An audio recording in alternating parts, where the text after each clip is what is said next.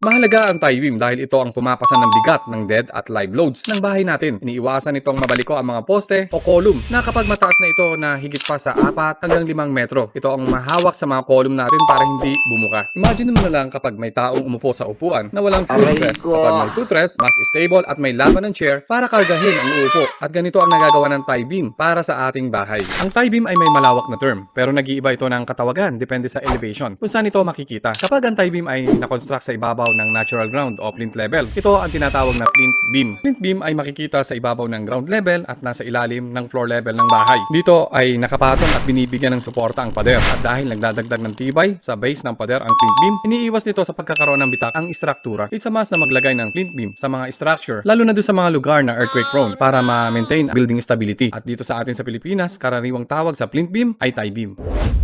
Here at the House of Construction, build with us.